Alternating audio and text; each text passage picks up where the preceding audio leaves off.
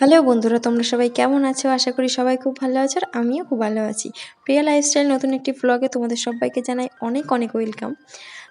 আর আজকে জানো তো তোমাদের সঙ্গে একটা ডেইলি ভ্লগ শেয়ার করার ইচ্ছে আছে। মানে পুরো সারাদিন আমি কি করছি না করছি তোমাদের সঙ্গে পুরোটাই শেয়ার করব। তো সকালবেলা দেখো বাসি কাজ সমস্ত কিছু ছেড়ে স্নান করে ঢুকে পড়েছি রান্নাঘরে। আর রান্নাঘরে এখন রুটি বানিয়ে নিচ্ছি, কারণ সকালবেলা তোমরা সবাই জানো একটু তাড়া থাকে। তার মধ্যে মেয়ে আছে, মেয়ের খাবার দাবার বানাতে হয়, তো একটু চাপে থাকি। তো এই যে এখন রুটি বানিয়ে নিচ্ছি। আর আমাদের বাড়িতে কিন্তু ভালো বড় বড় রুটি হয়, তোমরা কেউ কিছু মাইন্ড করো না। হ্যাঁ, আমাদের বাড়িতে ভীষণ বড় বড় রুটি হয়, যাতে তারা বেশি বেশি করে না বেলতে হয়, বেশি বেশি রুটি বানাতে না হয়। কি বলতো, ফাঁকি মারা কাজ। তো এটা আমার শাশুড়ি মাকে করতেন। আমার শাশুড়ি মায়ের থেকে দেখে আমি শিখে গেছি যে বড় বড় রুটি বানাতে হবে যাতে সময় কম লাগে। আর রুটির সঙ্গে একটা পাঁচমিশালি তরকারি রান্না করেছিলাম। তো যাই হোক, সবার খাওয়া দাওয়া হয়ে গেছে, তো এখন বাসনগুলো মেজে নিচ্ছি। আর খাওয়া দাওয়া তো তোমাদের সঙ্গে শেয়ার করতে পারিনি, কারণ একটু লজ্জা লাগে সবার সামনে ক্যামেরা বের করতে, এই হলো কথা। তো যাই হোক, তো এই যে এখন থালা বাসনগুলো মেজে নেব। আর সারাদিন মানে এইটা তিনটেই কমন ব্যাপার, সেটা হলো 3 বেলায় আমাদের রান্না হয়, মানে সকাল দুপুর রাত। তো সকালবেলা রুটি হয়, আর দুপুরবেলা ভাতের সঙ্গে তরি তরকারি হবে, আবার রাত্রেবেলা আমাদের রুটি হয়। তো যেহেতু 3 বেলায় আমাদের রান্না হয়, তো 3 বেলায় খাওয়া দাওয়ার সঙ্গে সঙ্গে বাসন মাজাটাও 3 বেলায় করতে হয়। আর এই গরমের মধ্যে জানো তো 3 বেলা রান্না করাটাই হলো সবথেকে বিরক্তিকর ব্যাপার।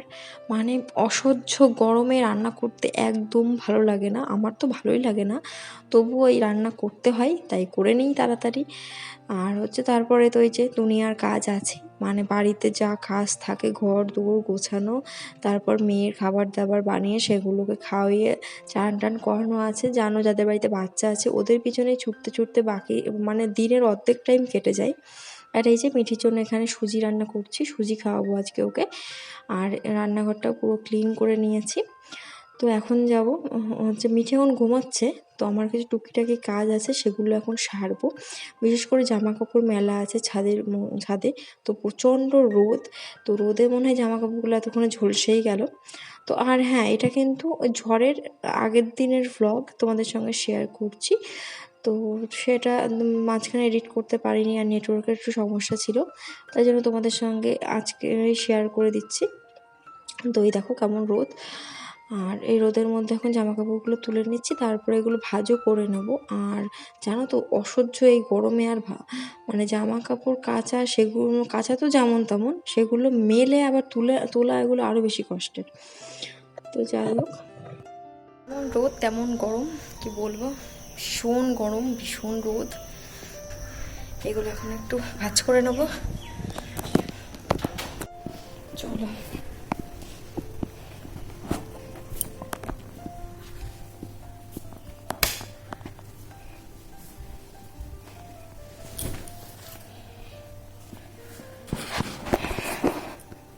দেখো মিঠিখানে খেলনা ফেলে রেখেছে। আর জানো তো এই ব্যাগগুলো দুটো ঘরে এদিক ওদিক ছড়ানো ছিটানো ছিল, সেই ব্যাগগুলো সব আজকে এক জায়গায় জড়ো করেছি। এইগুলোকে এখন সব এক জায়গায়, আরও কিছু আছে সেগুলো বের করব। দেখো কত ব্যাগ, এইগুলো সব এদিক ওদিক ছড়িয়ে ছিটিয়ে ছিল, সেগুলো এখন বের করলাম। তো সেই ব্যাগগুলো এখন একটা ব্যাগের মতো ভরবো, আরও কিছু আছে, তো সেইগুলো একসঙ্গে একটা ব্যাগের মতো ভরবো, ভরে তারপর গুছিয়ে রাখবো। তো এলোমেলো হয়ে আছে। আর মিঠি সকালে কিনা খেলছিল ওই ঘরটাতে, তো দেখো পুতুলের মুখ টুক সব কোথায় ফেলে দিয়েছে। এরকম পুতুল আরেকটা আছে। তো চলো এখন এগুলো একটু ভাঁজ করে নিই। এখন দেখো জামা কাপড়গুলো ভাঁজ করে নিচ্ছি, ভাঁজ করার পর সব যেই জায়গায় থাকে সব সেইগুলো জায়গায় জায়গায় রেখে দেবো। রেখে দেওয়ার পর আর জানো তো বাড়িতে কাজ মোটে শেষ হয় না, মানে ঘরের কাজই শেষ হয় না। সারাদিন কাজ করেও মনে হয় যে এই কাজটা এখনও শেষ হয়ে পারেনি, এই কাজটা এখনও করতে হবে। মানে প্রতিদিন একই রকম কাজ, কিন্তু মনে হয় যে কত কাজই শেষ হয় না, মানে ঘরের কাজ মানে শেষই হয় না। সারাদিন কাজ করলেও কাজ ফুরাবে না, এমন একটা ব্যাপার। তো এখানে দেখো সমস্ত কিছু ভাঁজ করে জায়গায় রেখে দিচ্ছি। তো চলো তোমরা আমার সঙ্গে থাকো আর ভিডিওটা দেখতে থাকো।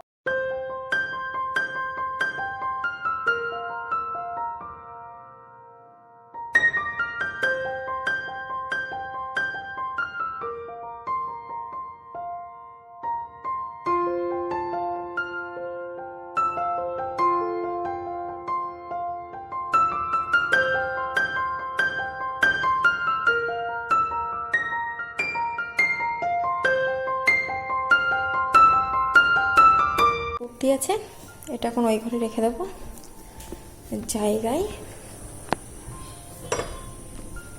মিঠির এখানে কিছু জামা আছে, ওগুলো সব তুলতে হবে। চল, দেখেছো এর মধ্যে সব ঢুকিয়ে ঢুকিয়ে রেখেছি।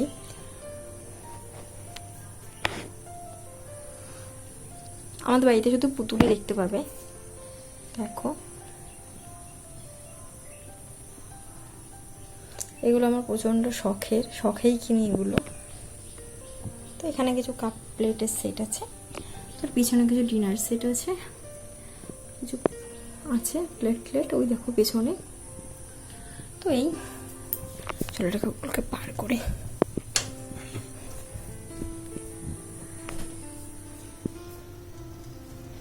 বাঘের গলা ধরেছি।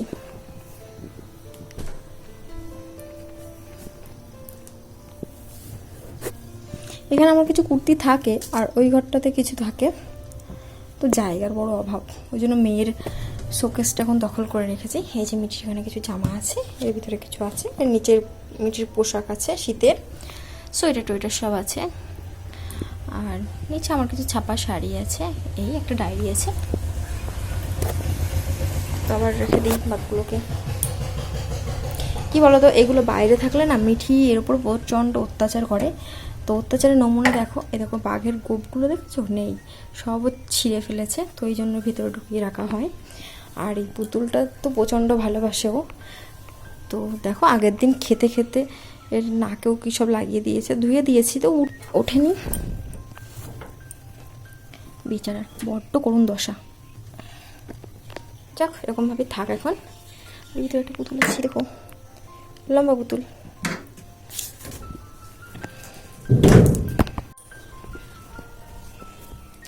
এখন এইগুলোকে জায়গায় রেখে আসি। নিচে কিছু কাঁথা আছে, এখন কাঁথা অতটা লাগে না,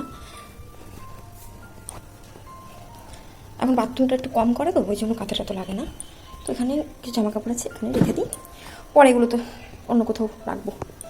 ব্যালকনিতে এখন গরমকাল তো প্রচণ্ড, ব্যালকনিতে এখন আমাদের বসা হয় না, এখন গরমকালে প্রচণ্ড রোদ, তো সেই জন্য এখন আর অতটা বসা হয় না। ভীষণ রোদ, ভীষণ।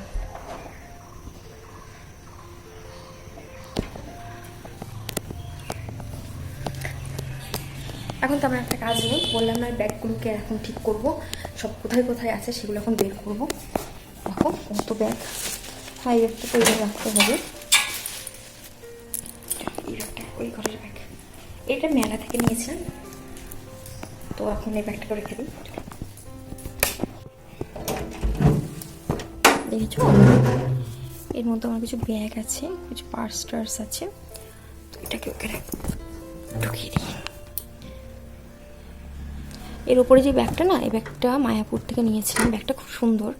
তো নিয়েছিলাম বলতে আমার শাশুড়ি মা গেছিলেন মায়াপুরে, তো মা নিয়ে এসেছিলাম। আর নিচে কিছু পার্স টার্স আছে, এখানে সব পার্স নেই, আমার ওই আলমারিটার মধ্যেও অনেক পার্স আছে। আর এই দেখো এখানে এখন ব্যাগগুলো নিয়ে বসলাম, অনেক ব্যাগ, অনেক চারিদিকে ছড়িয়ে ছিটিয়ে ছিল, সেগুলো এক জায়গায় জড়ো করলাম। তো দেখো কত ব্যাগ।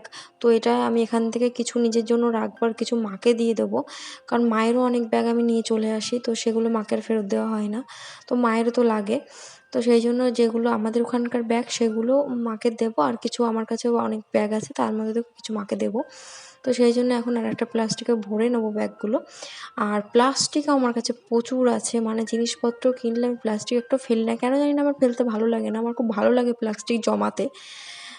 এই অভ্যাসটা আমার অনেক দিন আগে থেকেই, মানে বিয়ের আগে থেকেই আমি এরকম করি, প্লাস্টিক জমাই। আমার নানান রঙিন রঙিন প্লাস্টিক আমার কাছে সমস্ত কিছুই পাবা তোমরা। তো দেখো এক একটা এক এক কালারের, এক একটা ডিজাইনের, তো প্লাস্টিক জমাতে খুব ভালো লাগে আমার। তো এরকম প্লাস্টিক আমার কাছে অনেক আছে। তো যাই হোক, তো এখান থেকে প্লাস্টিকও কিছু মাকে দিয়ে দেবো, আর কিছু ব্যাগও দিয়ে দেবো, আর তো সেই জন্য গুছিয়ে নিলাম। আর এখানে দেখো একটা ব্যাপার, সেটা হলো আমাদের হালখাতা এসছে, 3টে হালখাতা, মানে আমার শ্বশুরমশাইয়ের হালখাতাটা ছিল, কিন্তু তার সঙ্গে 2 ভাইয়ের নিমন্ত্রণ ছিল। তো আমাদের হালখাতা ব্যাগের সঙ্গে 3 কৌটা মিষ্টি দিয়েছে, 4টে ল্যাংচা ছিল, 4টে রসগোল্লা ছিল, আর হচ্ছে দিয়েছে একটা করে মেহগনি গাছ। মানে এই ব্যাপারটা আমার ভীষণ ভালো লেগেছে যে ক্যালেন্ডার না দিয়ে একটা করে মেহগনি গাছ দিয়েছে। আর এই যে মা এখানে পটলের ফুল সাজাচ্ছিল, তো আমাদের যেহেতু চাষবাস। আর এখানে আমি চা বানিয়ে নিচ্ছি সন্ধ্যাবেলা। তো ভিডিওটা বেশি বড় করছি না, তাড়াতাড়ি মানে ভিডিওটা শেষ করে দেবো, এরকম অনেকটা বড় হয়ে গেছে তো সেই জন্যই। আর এই দেখো এখানে চা বানিয়ে নিচ্ছি সন্ধ্যাবেলায়, সবাই চা খাওয়া হবে। আর তার সঙ্গে রাত্রেবেলা রুটিও বানাতে হবে, মিঠির খাবারও বানাতে হবে। মিঠি এখন জানি না ও কী খাবে, ভাত খাবে না রুটি খাবে, সেটা ওর ইচ্ছের ওপর নির্ভর করে। কখনো কখনো ভাত খেতে চায় না, তখন রুটিটা খাই, আবার রুটিও খেতে চায় না, ভাতটা খাই, মানে ওর ঠিক নেই। তো সেই জন্য এখন সন্ধ্যাবেলাটা আমরা চাটা খেয়ে নেব, তারপর ফ্রি হয়ে ওকে খাওয়াবো। তো চলো, তোমাদের যদি ভিডিওটা একটুও ভালো লেগে থাকে তাহলে একটা লাইক করো, কমেন্ট করে জানিও যে তোমাদের ভিডিওটা কেমন লাগলো। আর হ্যাঁ, প্লিজ ভিডিওগুলো দেখো। আমি জানি ভিডিও আমি ডেইলি দিতে পারি না, তার কারণ হচ্ছে টাইম পাই না, এটা সবথেকে বড় কথা। আর যখন একটু শ্যুট করতে পারি তখন তোমাদের সঙ্গে ভিডিওগুলো শেয়ার করার চেষ্টা করি। জানি না ভিডিওগুলো কেমন হয়, তো তোমরা আমাকে কমেন্ট করে জানিও। তোমাদের ভালো খারাপ যেটাই মনে হয় না কেন তোমরা আমাকে প্লিজ কমেন্ট করে জানিও, তাহলে আমি আমার ভুলগুলো একটু শুধরে নেব। এখন যদি তোমরা কমেন্ট করে না বলো তাহলে আমি কী করে বুঝবো বলো যে আমার কোথায় ভুল হচ্ছে। যাই হোক, তোমরা সবাই ভালো থেকো, সুস্থ থেকো, টাটা।